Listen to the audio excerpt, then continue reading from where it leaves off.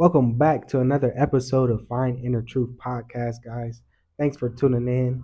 Um, in this episode, I'm gonna kind of be breaking down the last episode. So if you haven't watched that episode, I encourage you to go watch it to the full, to the end. I know it was 55 minutes, almost an hour, but I'm going to be breaking down everything that I was talking about in that episode. So if you have, I appreciate it. And thanks for being here. This is Find Inner Truth podcast, where hopefully my testimony, my story can encourage you, the viewer that's watching, to encourage you to find your inner truth, to look in the mirror and realize how the Most High blessed you with everything that you go through, with everything that He gifted you with, your skills, your talents, your flaws, everything that you think that is bad, but the Most High set it apart for good, for your good, for His good. So thanks for tuning in, guys. Like I say, in this episode, I'm kind of going to be breaking down what I was talking about in the last episode. So if you haven't watched that last episode, do me a favor, go check it out. Yes, guys, welcome. As you see, it is hot. This sun is beating like soon as I started the camera. And certain things like this happens all the time. I'm telling you. Even yesterday, when I was trying to record this podcast, um, I don't know what I'm gonna say because the Most High, He always does this to me. He always does this to me. I was recording. It was about 28 minutes, almost 30 minutes, and no sound. I had this mic. I was looking down, this and that, and somehow it was no sound on the video. So I couldn't even do nothing with it. I'm trying to extract the sound and everything, but the video, I got to do a new one. So this is the new one.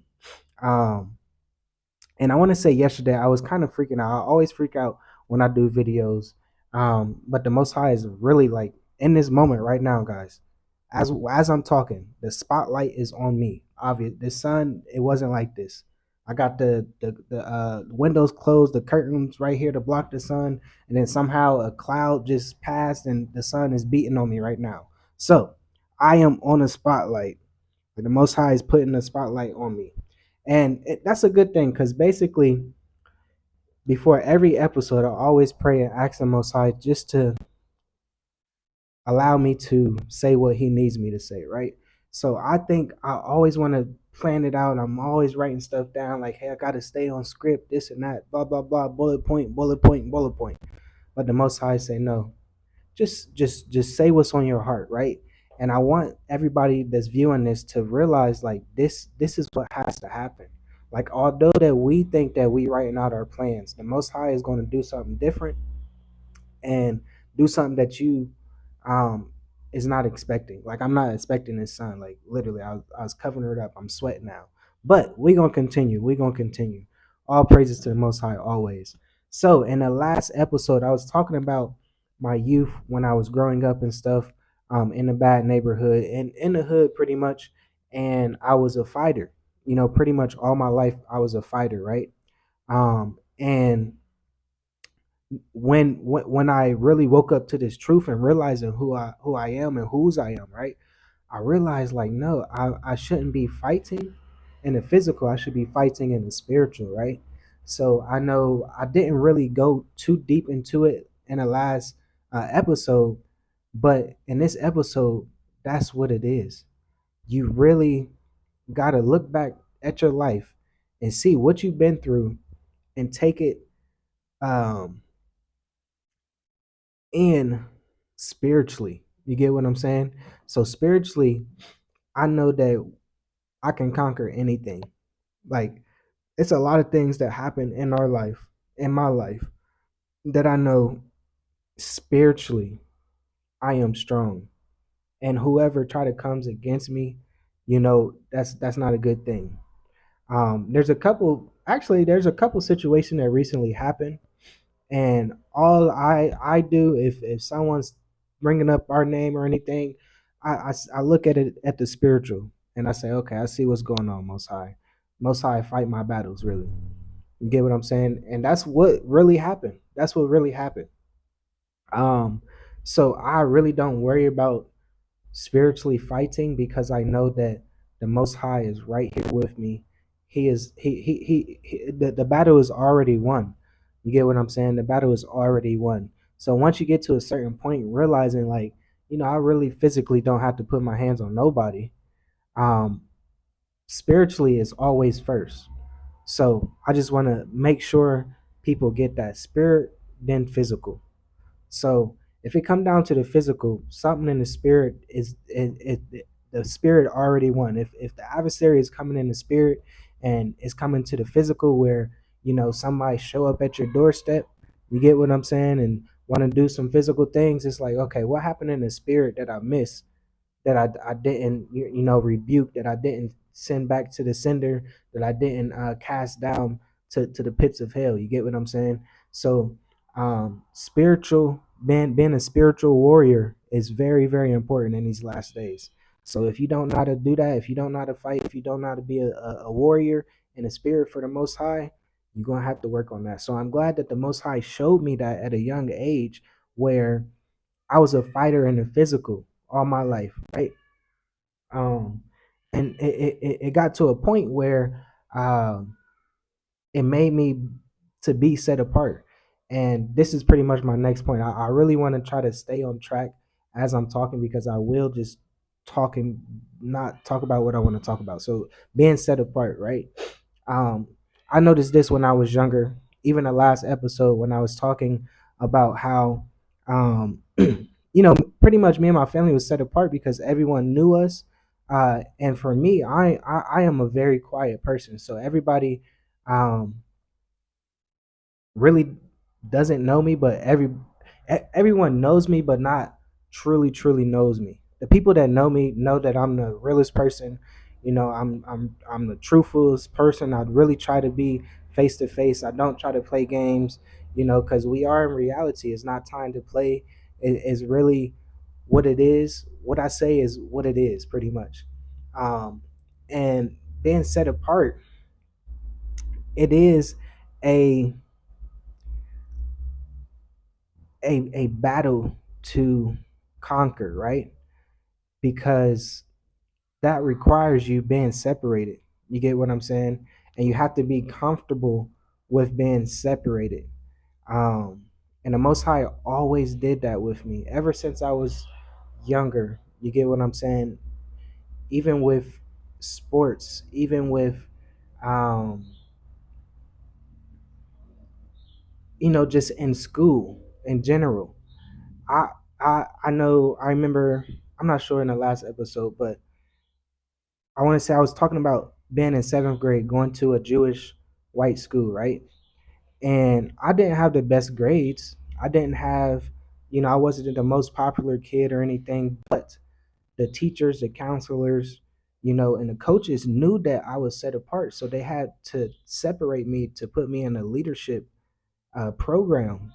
And at the time, I didn't know like how important that was. But now that I look back and be like, wow, like I was really nobody. It wasn't like I was uh, the class number one person, or the number one person in the class. You get what I'm saying? I wasn't making all A's, all B's, and stuff like that.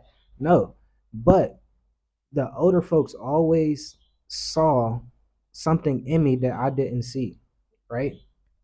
And that's something that you have to really dig deep and realize just for yourself. Because at the end of the day, at the end of when Yahusha returns, it's not going to be my family going up there. It's going to be me. It's not going to be me and my wife going up there to the gates like, yeah, we did this together. No, it's going to be, what did you do? So that's why I want to say, you have to realize that you are set apart. You, only you, not me and you, only you. So that's why this podcast is so important to me, because people don't like to be set apart, but you have to. You have to be set apart. You have to realize how special you are. Because look, the Most High called you for a reason. I know He called me for a reason. And the more and more I do this podcast, the more and more I realize, like, okay, or the more and more I get comfortable with talking, the more and more I get, comfortable getting on video, doing this, and talking to you guys. So I appreciate you guys viewing. That does keep me going, because trust me, just like yesterday, I could have just gave up. I could have just like, man, the sound wasn't working. I don't think the Most High wanted me to do this. You get what I'm saying? Just like the sun is beating on my face, I'm literally sweating, yo. Like, look at me, I'm sweating. Um, I could be like, oh no, I'm gonna wait till the sun gets down. No, I have to do it. I have to do it. So certain things is uncomfortable, but you got to get over that. You got to be comfortable in being uncomfortable. You get what I'm saying? Back to the leadership, back to me being a leader, and this really caught me when I had my first child, right? But that I want to say the next episode I'll talk about that with my wife. I'm gonna invite my wife on the next episode, guys. So make sure you tune in. Make sure you like the video, comment, and subscribe to the channel because I want to say the last episode I'm not going to put on public, but this episode I probably will. So make sure you subscribe to members if you haven't. This is something that if the Most High tell me to put it to the public, I put it to the public. If He tell me not to, I don't. Being a leader, seventh grade, that's when I really realized that I was literally in a leadership program, and I had the graduation and everything, certificate, the little badge that they gave us and everything, and of course that puts you set apart from a lot of people.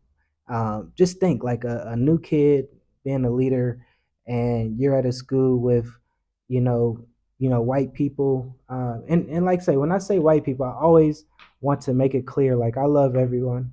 Um, it's not about white people, but I know certain people they be like, "Oh, you hate white." No, I don't. If your character is not right, look, you got some praying to do. I'm gonna rebuke you, but you know, I have no problem with any race, any color. I just want to make that clear. But that's what it is. Yeah, just think a new kid, white, black child in a white school and stuff, and he got the leadership badge, so everybody's looking at him like, whoa. So that tells me right there that I was set apart at an early age, but I didn't realize it. I was just using it in a way of um, destruction, in a way. You get what I'm saying? Really digging a hole for myself, not realizing this can be a good thing. So everything that you go through it can be a good thing. So always think everything's not totally bad. Even in bad situations, it might teach you a certain lesson, like a good lesson. So you have to really just you got to be really solid in the Most High and ask Him like, what did this mean at that moment, right?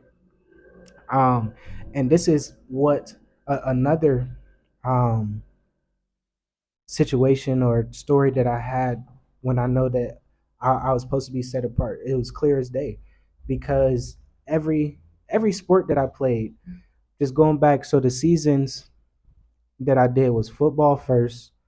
It was like summertime at the beginning of the year. I want to say, when was it September or something? Yeah, September you started school and stuff.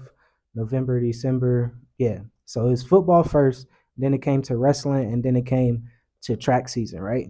So football, my ninth grade year, the coaches wanted me to bump up to JV. JV is really like juniors, sophomores and seniors, but freshmen, you barely try to get freshmen on JV, but the coaches wanted me to bump up because that's just who I am. I'm a person that works hard, keep my head down, I'm quiet. I just do what I have to do, especially in sports. So they wanted me to bump up, but my aunt, she was like, "No, DJ, he's too small. He don't need that. I don't want him to get hurt." So that was a situation, and I'm like, "Dang, okay. Well, I'm glad because these dudes is a little bit bigger than me." So, but that's something that I had to get over. Size really didn't matter, especially when it came to me. It's about the heart. It's about the lion inside you, right? Um, but yeah, ninth grade, my aunt wanted me to play JV, or didn't want me to play JV football. So wrestling season came around. I was a good wrestler. I think I broke the high school record for freshman wins in a year. Right? I think I had like 28, and the record was 26 wins as a freshman, as a ninth grader. Um, and and in that year we had like lots of seniors in that year, right? And I remember we had to vote for captain, and my coach actually pulled me aside. And this is when my cousin, he was a senior when I was a freshman, so he wrestled too. Um, my coach pulled me aside and said, DJ, you got most of the votes, but I can't allow you to be captain because these are the seniors. They need to be captain. They've been wrestling for 4 years. Although that you got all the votes, like a lot of people voted for me, but the coach did not allow me to be captain. But he came to me man to man. I just think I was a ninth grader, but people always respected me in a way as a leader. So the whole team just knew who I was. I was quiet. My head was down. I worked hard. I did what I had to do. People voted for me to be captain. Um, and my cousin, he actually told me that too. He said, "Yeah, coach pulled me aside, man, and it's crazy. Like I voted for you, but coach told me that DJ could not be captain because he's a freshman. That wouldn't be fair for the seniors that's been here for 4 years and stuff like that.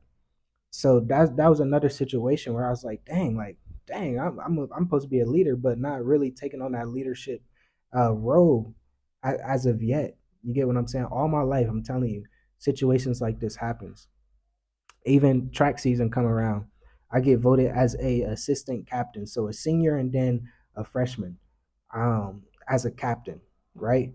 That was track, and really in track, the captains would, be the ones that's leading the stretches and stuff like that, and you know, doing extra stuff, right? And for me, I was just a hard worker. I didn't talk a lot. I really practiced how I played, right? That's what you got to do. So me, I was a sports guy, so that's why I always reference to sports, because sports really taught me a lot. It really taught me discipline. It taught me hard work. It taught me how to, like, just be quiet, be humble, and just do what you got to do, right?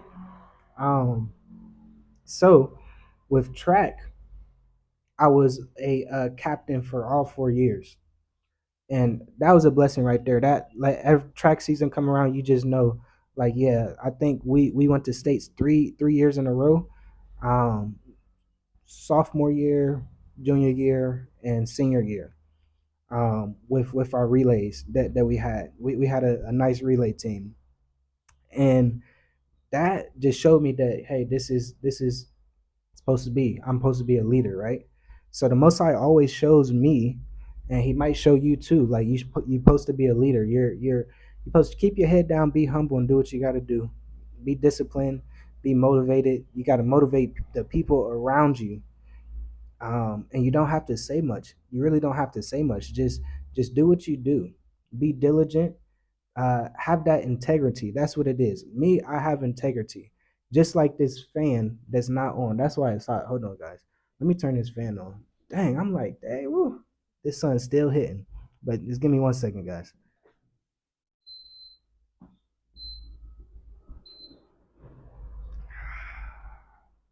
Whew, I feel so much better.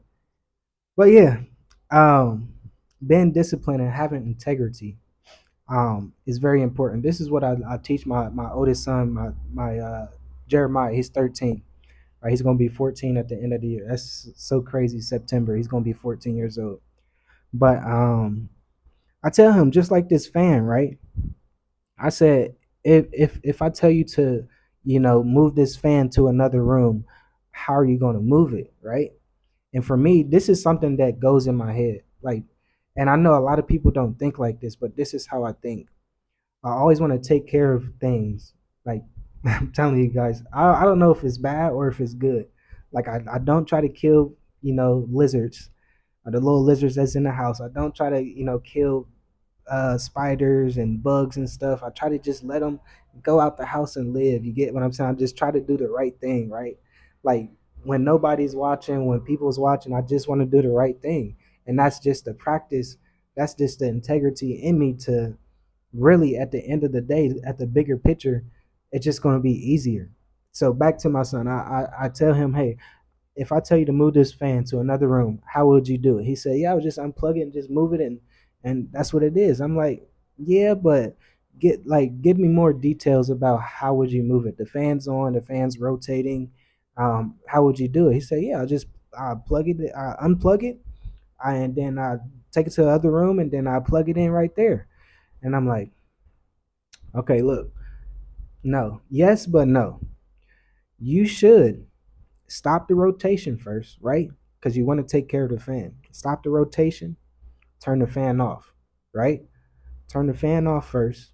You don't just want to keep the fan on and unplug it.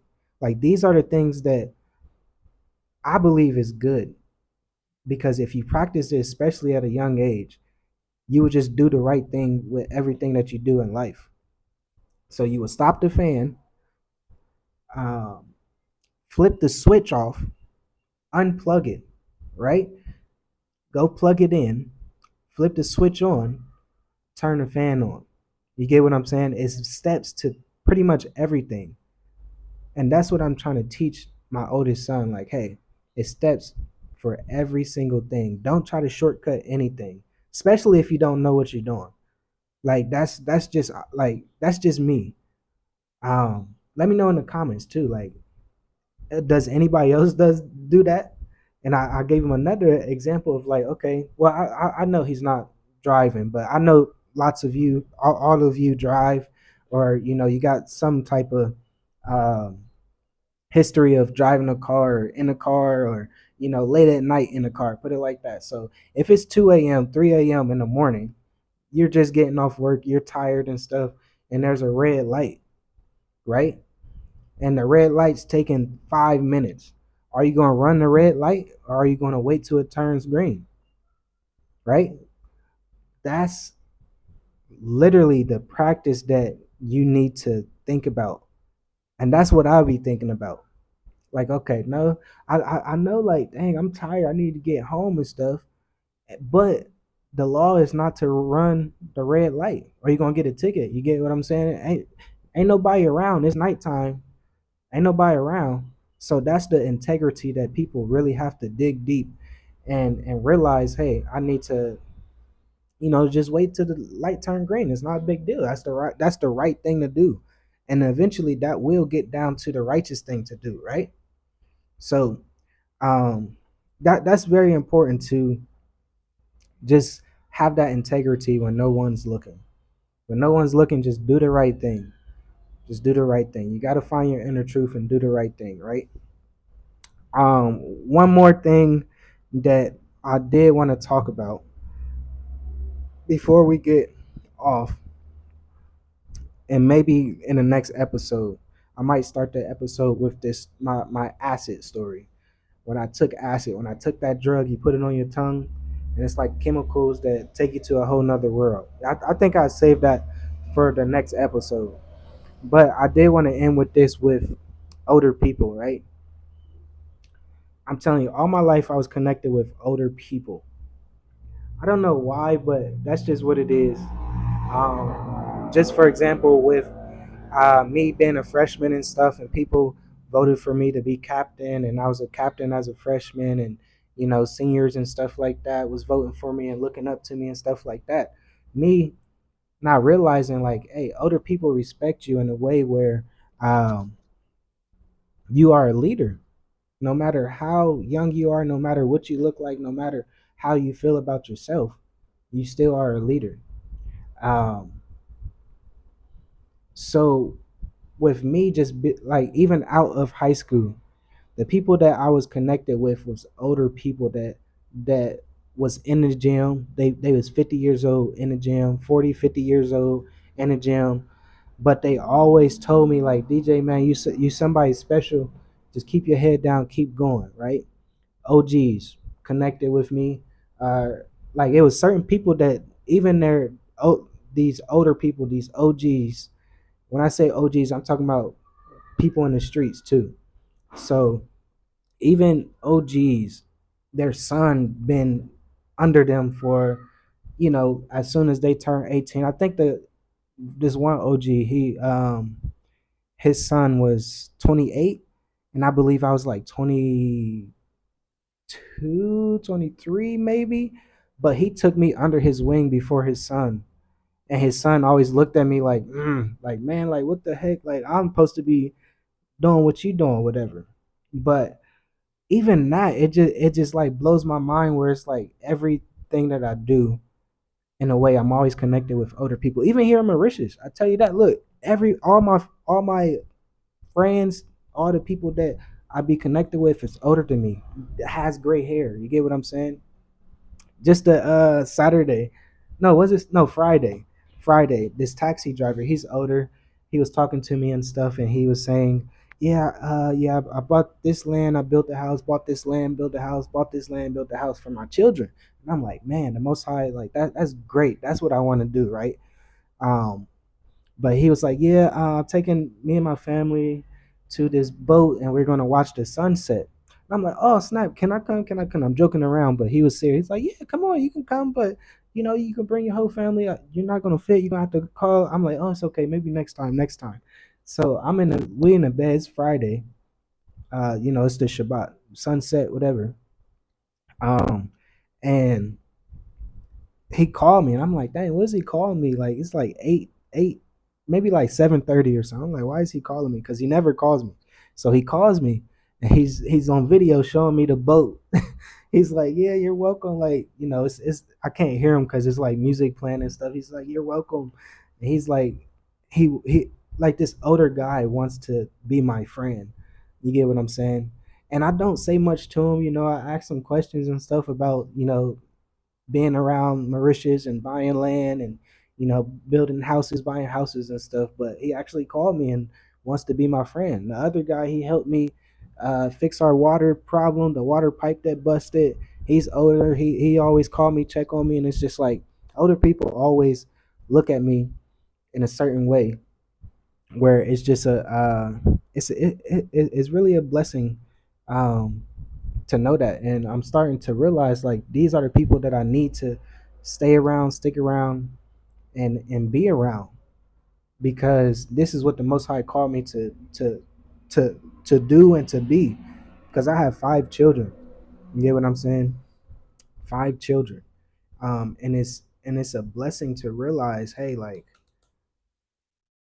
although that I want some, I want to be like young. I start like I'm 30. I'm about to be 31 soon. A couple days. I think next Sunday. It's Monday. Yeah, next Sunday, Mother's Day, right? May 11th. So if you're watching this, say happy birthday. Give me a 22 and say happy birthday. I really don't celebrate birthdays and stuff. We might go to dinner or something like that, but it's not like, oh, I need birthday gifts and this and that, and you know how people be like really spending a big bag on their birthday. For me, nope. I'd rather go get my hair cut with my boys. You get what I'm saying? That's my birthday gift right there. Cause that's probably what I'm gonna go do. Go get the haircut, get the braids, and I'm good. Go have a good time with the boys, and we good. That's my birthday gift right there. Just waking up to another day, seeing another year. So I really don't be celebrating birthdays and stuff. But if you watch this far, guys, I appreciate it if you drop a 22, or actually drop a 31, because I'm about to be 31. Yeah, I get stuck sometimes. I do get stuck. It's like, wow, I'm about to be 31. It's crazy. It's not crazy. It's a blessing. It's a blessing because I came a long way, y'all. I came a long way. 31 years old, 5 children, a beautiful wife, beautiful family, everything is just a blessing. Like it's really a blessing to reflect and look back and see where I came from, like where I came from and where I am now is really a blessing. Oh man, I forgot to say this. So if you watched it this far, that I you see y'all, look, I forget I start talking, I forget what I'm gonna say. My name. My name set me apart, right? Like literally set me apart. My name, Harold Douglas Jones, right? My last name Jones, that's not my family's last name. My family's last name was Woods. Woods. Woods. My mom's my sisters, but me, Jones, right? Harold Douglas Jones. I was the only one with that name. Everybody else, even my aunts, my uncles, my cousins, Woods, right? And I know my other cousins, maybe like their dad's last name and stuff like that, but I'm literally Woods. All my family was named Woods. My last name was Jones, right? And me not liking my name and not, accepting my name that the Most High, you know, set me apart for, like, that's literally like. And then the crazy part, when I tried to go change my name to Woods, um, that's when I realized that um, my name Harold Douglas Jones is not even it should be my name, but it shouldn't be my name because I was named after Harold Douglas Jones Sr. You get what I'm saying? I'm a junior, and Harold Douglas Jones Sr. is not even my real dad. You get what I'm saying? So it was just like a mind blown. Like, hold on, I should not.